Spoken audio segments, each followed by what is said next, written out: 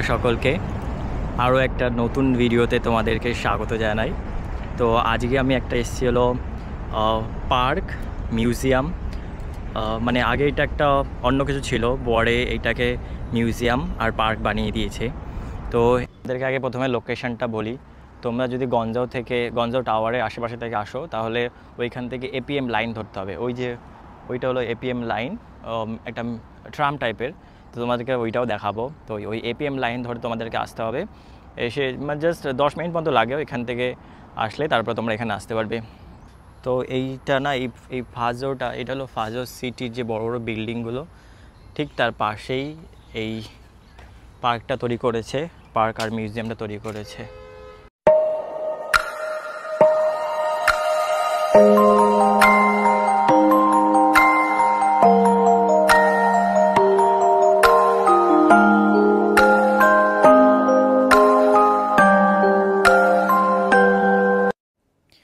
এই মূর্তিটা চায়নাতে প্রতি বছর একটা ফেস্টিভ্যাল হয়, সেই ফেস্টিভ্যালটার নাম হলো ড্রাগন বোট ফেস্টিভ্যাল।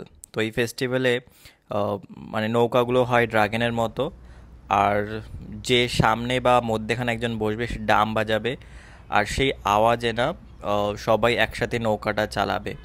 আর একদম পিছনে একজন থাকবে বা 2-3 জন থাকবে যে নৌকাটার দিক পরিবর্তন করবে, ঠিক এইরকম।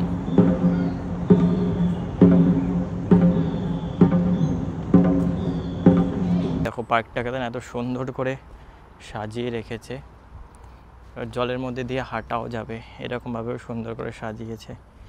এটা একটা আর্টিফিশিয়াল একটা ঝর্ণা বানিয়ে রেখেছে, বাট এটা বন্ধ এখন। আমরা এখান থেকে এখন হেঁটে হেঁটেও যেতে পারবো।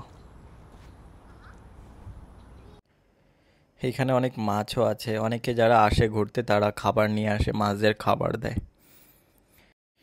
আজকে না মঙ্গলবার, সেই জন্য আজকে এখানে লোক কমই, খুব কম লোকই এসছে। নর্মালি উইকেন্ডে যেমন স্যাটারডে সানডেতে খুব বেশি লোক হয়। আর এটা একদম শহরের পাশে, সেজন্য একদম এই মানে পার্ক থেকেই বড় বড় বিল্ডিংগুলো সুন্দর দেখাও যাচ্ছে, বাট খুব পরিষ্কার পরিচ্ছন্ন করে রেখেছে একদম। আর এই চিহ্নটাতে সব বলে দিয়েছে। আমরা সামনে যাব 290 মিটার দূরে এই পাগোডা, আর এর পাশেই আছে চায়নার কিছু ফেমাস লোকেদের মূর্তি। আর এই দিকে আমরা এদিক থেকে আসলাম, এটা হলো ওয়াটারফল যেটা আমরা দেখলাম একটু আগে। আর ওই একদম সামনের দিকে ওটা হলো মেন এন্ট্রান্স, ওই যে দিকটা। তো এখন যাওয়া যাক।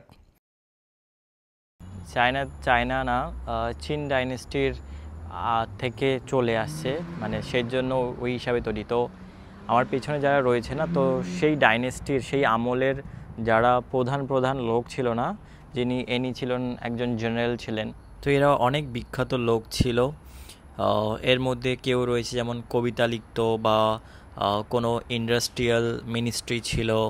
অ্যাকচুয়ালি এগুলো সব আমি পরে ট্রান্সলেট করে বুঝেছি, নিচে তাদের সম্বন্ধে লেখা রয়েছে, তো এখানে দেখে বোঝা গেছে।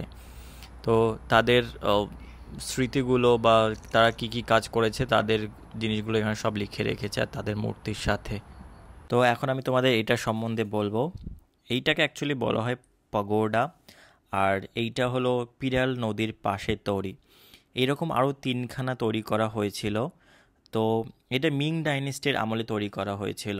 তো এই ফাজো টাওয়ার, এই টাওয়ারটা 1597 সালে তৈরি করা হয়েছিল। তারপরে আরও দুটো 1612 আর একটা 1619 সালে তৈরি করা হয়েছিল।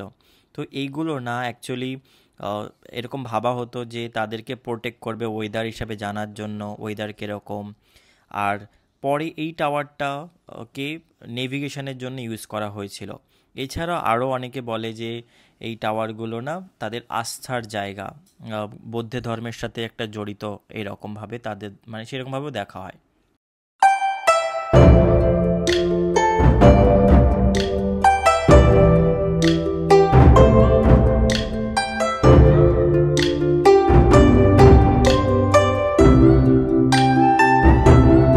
চাইনিজ ল্যাঙ্গুয়েজে না গুয়াতা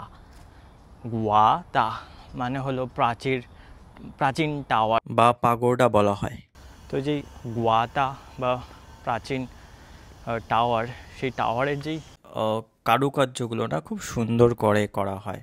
আর এগুলো মাল্টি লেয়ার, মানে বহুতলা হতে পারে, 10-12 তলা বা তারও বেশি হতে পারে। অলমোস্ট পৌঁছে গেছি, একদম কাছাকাছি চলে এসেছি। ঠিক দেখতে এরকম লাগে।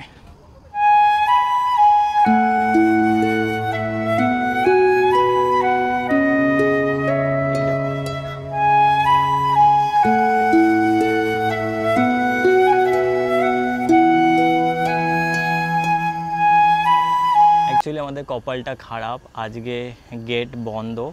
গেট বন্ধ বলতে আমরা এসছি এখন অলমোস্ট 6:30 বাজে। এখানে লেখা রয়েছে যে 9টা থেকে 5:30 পর্যন্ত খোলা থাকবে, মানডে বন্ধ, কিন্তু আমরা অনেক লেটই এসছি। এখানে আবার এই ছেলেটা কিছু বিক্রি করছে অনলাইনে লাইভের মাধ্যমে, গাছপালা কিছু হয়তো,